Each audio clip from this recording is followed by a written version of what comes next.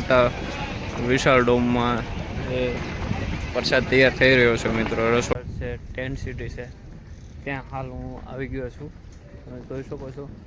અને 2000 ટેન્ટની વ્યવસ્થા કરવામાં આવી છે મિત્રો. તમે જોઈ શકો છો, જોરદાર આયોજન છે મિત્રો. કેમ છો બધા? મજામાં જશો. આજે આપણે ફરીવાર એક નવો વિડીયો લઈને આવ્યા છીએ અને અત્યારે હાલ આપણે ઉપસ્થિત છીએ મહુવા સ્વામિનારાયણ મંદિરની પ્રાણ પ્રતિષ્ઠા મહોત્સવ છે, પ્રતિષ્ઠા. તો હાલ આપણે ત્યાં છીએ અને મહુવા સ્વામિનારાયણના મંદિરે છીએ અને તમને બતાવું કઈ રીતની બધી વ્યવસ્થા છે.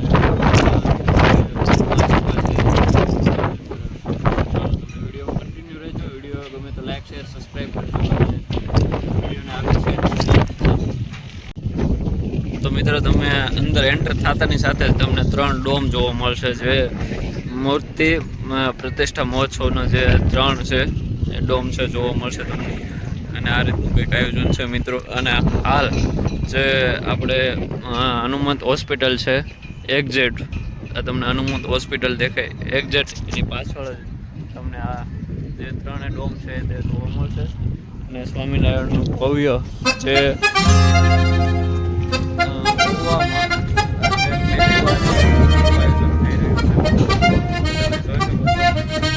હાલ આપણે અહીંયા ઉપસ્થિત છીએ અને જે ભૂલકાઓ નાના એના માટે પણ અહીંયા મસ્ત મજાનું બધું આયોજન કરવામાં આવ્યું છે.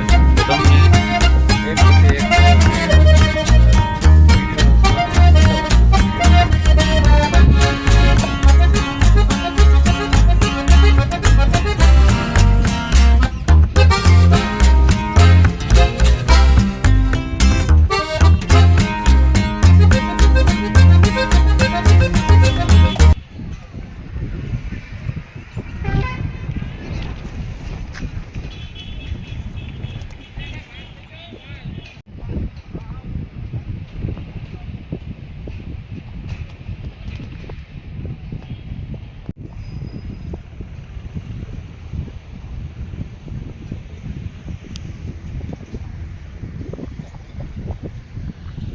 તમે અહીંયા એન્ટર થતાની સાથે તમને 2 જબરજસ્ત હાથી જોવા મળશે બંને બાજુ.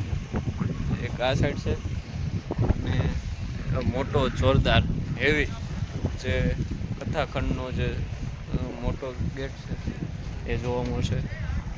અને હવે એન્ટર થઈએ છીએ આપણે. ચાલો અંદર બતાવું. જોરદાર ડોમ છે કથા મંદિર. તો મિત્રો આપણે હાલ કથાખંડમાં ઉપસ્થિત છીએ અને તમે જોઈ શકો છો વિશાળકાય ડોમ છે આ. હાલ તમને જોવા મળી રહ્યા છે. અને આ રીતનું કંઈક વ્યવસ્થા છે. 3 ડોમ છે મિત્રો. 3એમાં બેસવા માટેની ખુરશીઓ છે તમને જોવા મળશે અને મોટી LCD છે એ તમને જોવા મળશે, જોઈ શકો છો. અને મોટા ફેન લગાડવામાં આવ્યા છે મિત્રો. જુઓ તમે, આ રીતનું કંઈક મસ્ત મજાનું આયોજન ગોઠવેલ છે. આ બેક સાઈડ છે મિત્રો. આ છે મોટા ફેન લગાડ્યા છે, જોઈ શકો છો તમે. અને ઉપર જો ડેકોરેશન 1 નંબર છે મિત્રો. જોરથી મિત્રો આ બધી જે કાલે મતલબ કે 8 તારીખે મિત્રો આ બધું વ્યવસ્થા કમ્પ્લીટ કરવાની છે. અને 8 તારીખથી 16 તારીખ સુધીનું જે આયોજન રાખેલું છે. અને આ બધું તમે વ્યવસ્થા જોઈ શકો છો. મોટી LCD સ્ક્રીન છે. થોડોક મિત્રો અવાજનો પ્રોબ્લેમ આવતો હશે કારણ કે આની ઉપર જે પ્લાસ્ટિકના જે ડોમ ઉપર નાખેલી છે તાલપત્રી એનો અવાજ આવે છે. જો મિત્રો જોરદાર આયોજન છે અને મસ્ત મજાનું બધું શણગારેલું છે, જોઈ શકો છો. સ્ટેજ પણ જોરદાર અત્યારે હાલ તેની તૈયારી શરૂ છે, જોઈ શકો છો. હાલ આપણે ત્યાં તથા સ્ટેજનું જે આયોજન છે ત્યાં આપણે ઉપસ્થિત છે અને આયોજન જોરદાર છે મિત્રો, તમે જોઈ શકો છો. તો બધા 8 તારીખથી જે મિત્રો આવવાના હોય તે પહોંચી જજો. જોઈ શકો છો મિત્રો, સ્વામિનારાયણના જે સંતો મહંતો છે તે હાલ ઉપસ્થિત છે અને હાલ અહીંયા સ્ટેજનો પ્રોગ્રામ છે એ ચાલુ છે ડેકોરેશન માટેનું, જોઈ શકો છો. અને આ સાઈડમાં જોઈએ તો મિત્રો આ સાઈડ પણ સ્પર્શક છે ખુરશીઓ માટે બધું, અને એલસીડી જે સ્ક્રીનિંગ છે મોટી એ પણ લગાડવામાં આવી છે અને મોટા મોટા ફેન લગાડવામાં આવ્યા છે. ચાલો મિત્રો, તો તમને આગળનો પાર્ટ બતાવું. તો મિત્રો આ જે આયોજન છે એ લગભગ વાડીમાં 500 થી 600 વીઘા વાડીમાં આ આયોજન કમ્પ્લીટ થઈ રહ્યું છે અને કાલના દિવસમાં કમ્પ્લીટ થઈ જવાનું છે અને સંપૂર્ણ બધી વ્યવસ્થા પૂરી થઈ જશે અને બધું રેગ્યુલર જે મૂર્તિ પ્રતિષ્ઠાનું જે આયોજન છે એ ચાલુ થશે કાલથી 8 તારીખથી અને જબરદસ્ત વ્યવસ્થા કરવામાં આવી છે મિત્રો. એકવાર જરૂર આવજો અને સ્વામિનારાયણની પ્રસાદી લેજો. તો મિત્રો મૂર્તિ પ્રતિષ્ઠા છે જ્યાં સ્વામિનારાયણ મંદિરે, ત્યાં મેળાનું પણ આયોજન કરવામાં આવ્યું છે. જો તમને હું બતાવું, હાલ હું ત્યાં જ છું, તમને બતાવું. મિત્રો તમે જોઈ શકો છો, જોરદાર આયોજન છે મિત્રો. આ બધું મેળાનું આયોજન છે મિત્રો. અહીંયા હાલ ચકડોળ છે, નાની મોટી બીજી રાઈડ છે, ઘોડાની છે, અલગ અલગ બધી રાઈડ્સ છે મિત્રો. રેલગાડી છે, આ તમે સામે જોઈ શકો છો. ઉપર છે આ સામે અલગ અલગ રાઈડ્સ છે બે, અને ઠંડા પીણાની એવી બધી વ્યવસ્થા અહીંયા રાખવામાં આવી છે મિત્રો. નાના પોલકાઓ માટે અને નાના મોટા બધા માટે મેળો કરી શકે એ બધી વ્યવસ્થા અહીંયા કરવામાં આવી છે, જોઈ શકો છો. અને કાલથી ચાલુ થવાનું છે, તો પોગી જાય મારા વાલીના. મિત્રો હાલ આપણે ઉપસ્થિત છીએ ભોજનશાળા તરફ જવાના રસ્તા તરફ. તો અહીંયા તમને ગેટ દેખાશે ભોજનશાળાનો, ત્યાંથી આપણે પુરુષ અને સ્ત્રીનો બંનેનું અલગ અલગ છે જે ભોજનાલય રાખેલું છે, તમને તે બતાવું. ચાલો. તો મિત્રો હાલ આપણે બહેનોના ડોમમાં છીએ, ભોજન વિભાગમાં. તો જો તમે જોઈ શકો છો, આ મોટા મોટા ડોમ છે ભોજન પ્રસાદ ગ્રહણ કરવા માટેના છે. ભાઈઓ તથા બહેનોના અલગ અલગ છે, જોઈ શકો છો. અને ચાલો હવે આપણે અંદર જઈશું અને અંદર જઈને બતાવું તમને કઈ રીતની વ્યવસ્થા કરેલી છે. તો જે મહિલા છે જે એટલા જમણવારમાં છે બધા, આટલું જ છે. બાકી ભાઈઓ માટે જોઈએ. હાલ મિત્રો હું ભાઈઓના ભોજનશાળામાં છું, જોઈ શકો છો બધા પ્રસાદી લઈ રહ્યા છે.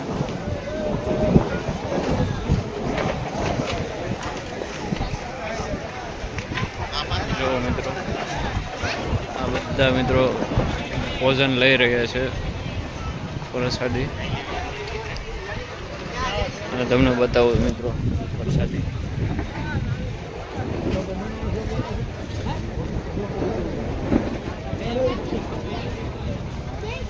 હાલ હું ભોજનશાળામાં ઉપસ્થિત છું મિત્રો, અને તમે જોઈ શકો છો કે બધા મિત્રો ભોજન ગ્રહણ કરી રહ્યા છે.